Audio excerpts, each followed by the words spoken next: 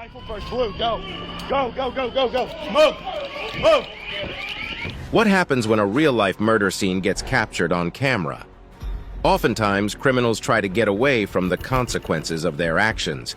But thanks to these vital footage, investigators don't have to look too far to determine who the perpetrator is.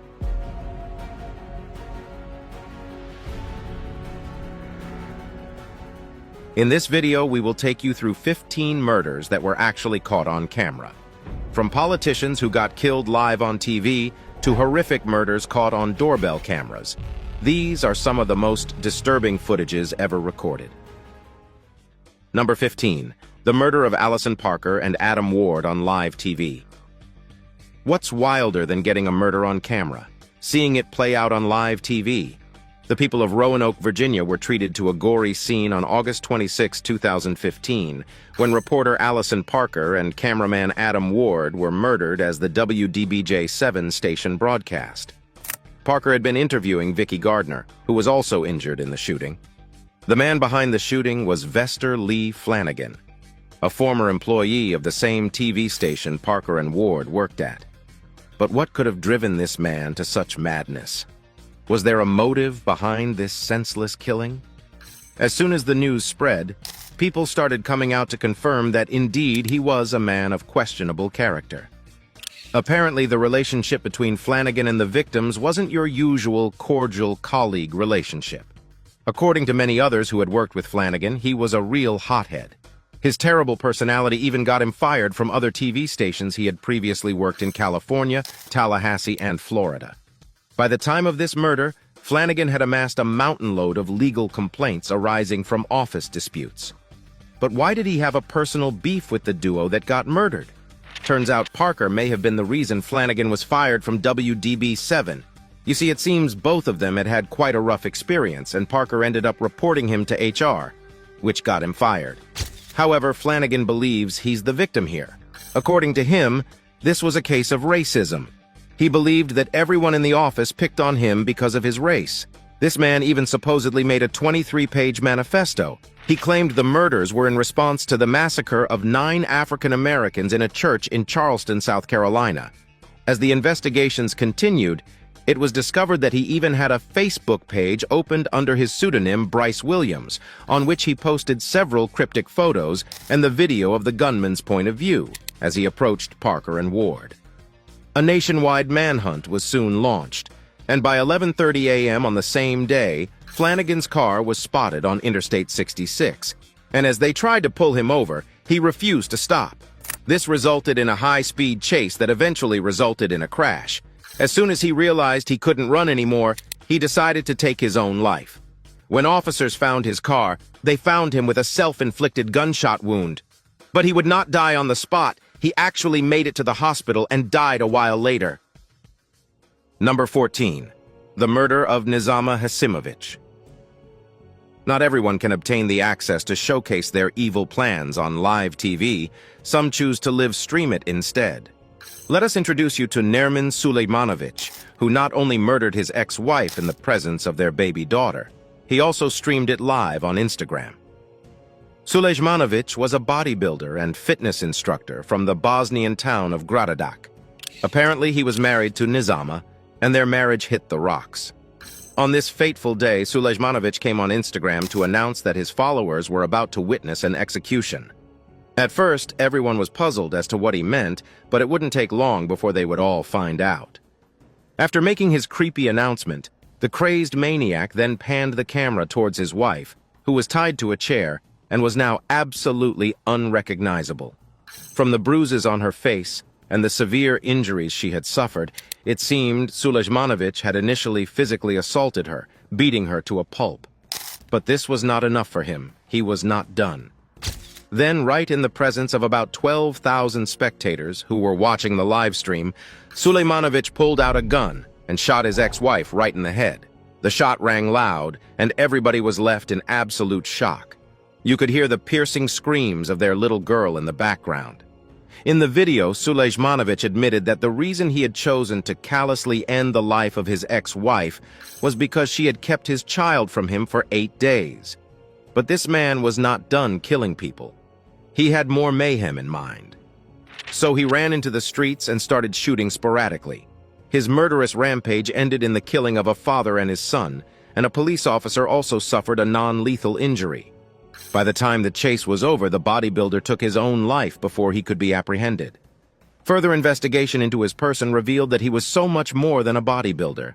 As a matter of fact, he had been arrested many times in the past, and for a wild assortment of crimes ranging from drug possession to smuggling to even attacking a police officer.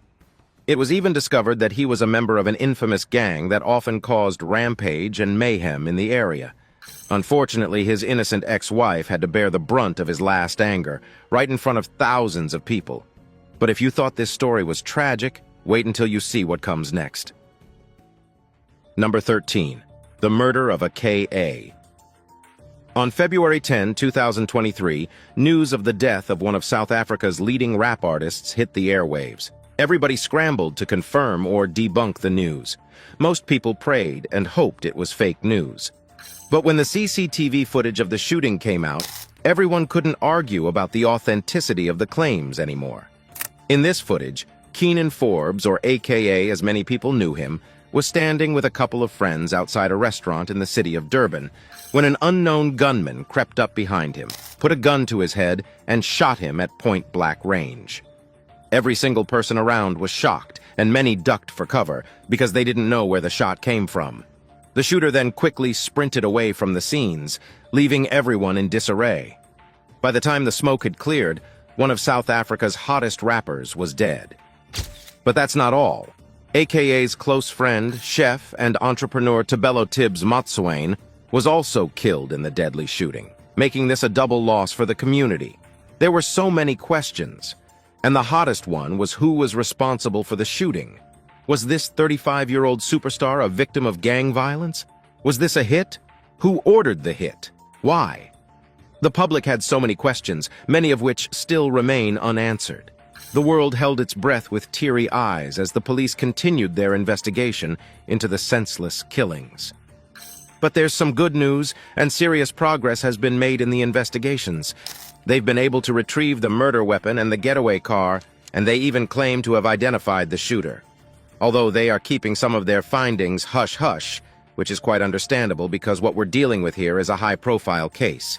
So South Africans and everyone else around the world eagerly await the revelations of some of their findings. Hopefully the perpetrators of this heinous crime will be brought to book sooner than later. Number 12. 2022 Buffalo Shooting. Who could forget one of the most tragic events of 2022, a racially motivated mass shooting, which resulted in the death of 10 African Americans in Buffalo, New York. Admittedly, there were so many mass shootings in the United States in 2022 that it was so hard to keep up. But this one in particular stood out for its brutality, and of course, the fact that it was captured on camera. On May 14, 2022, an 18-year-old male by the name of Peyton S. Gendron took to the live streaming platform Twitch to take his followers on a wild ride with him. But this was no clout chaser. Gendron went out with the singular intention of hurting people. In the video obtained, you can see as he pulls up into a top-friendly market supermarket, located in the East Side neighborhood at about 2:30 in the afternoon. Now, this area has a high population of black people, which was probably why Gendron selected it as his target. In the video, Gendron brandishes his high-grade weapons, which he packed as though he was going to war. As he pulled into the parking lot of the store, his plan was to go on a murderous rampage and stream it live on Twitch. Gendron first shot 4 people in the parking lot, killing 3 of them. By this time, Twitch had shut down his stream, but he kept going anyway. He proceeded into the store to continue his mass execution and shot 8 people, killing 6 of them. As former Buffalo police officer Aaron Salter Jr., who was now an armed security guard, tried to shoot Gendron, his thick body armor stopped the bullet. It was as though this teenager was prepared for every possible scenario. Gendron returned fire, and Salter was killed on the spot. Then he proceeded to aim his gun at a white person who was hiding behind the counter, at which point he realized his mistake and apologized. This served as one of the many indications that revealed that this was indeed racially motivated. By 2:26 p.m., the police officers were able to talk him into putting his gun down, and he was then subsequently arrested and charged with first-degree murder. You will not believe what happened next. As soon as the trial began, Gendron entered a plea of not guilty, which was pretty surprising to everyone. Luckily, his gimmicks didn't work, and even though his lawyers tried, he was found guilty of all the charges against him, including murder, domestic terrorism, and hate crimes. Gendron is currently serving 11 consecutive life sentences without the possibility of parole, and the federal charges against him are still ongoing. Number 11. Atiku Ahmed, shot dead on live TV. Atiku Ahmed was a former Indian MP who had been convicted of many crimes and was serving time in prison when he got murdered on April 15, 2023. To be honest, Atiku Ahmed was not really everybody's favorite person. He had his hands in almost every single illegal activity you could think of. From kidnappings to assault to murder, this guy did everything. For years, allegations had been piling up against him like a mountain, but he had the police in his pocket, so he often evaded facing the consequences of his actions. But eventually, the long arms of the law caught up with him, and he was sentenced to life imprisonment. But it wasn't within the prison walls that this man lost his life. On this fateful day, Atiku Ahmed and his brother Ashraf Ahmed were being escorted by the police outside of a hospital in Prayagraj, in the North Indian state of Uttar Pradesh. In case you're wondering how the shooters were able to carry out their mission, even with the heavy police presence, here's a breakdown of the events. The three men who were later identified as the shooters were 22-year-old Lavlesh Tiwari, 23-year-old Mohit Purani, and 18-year-old Kunar Maurya. According to the police report, the three men had arrived at the scene on motorcycles, posing as journalists.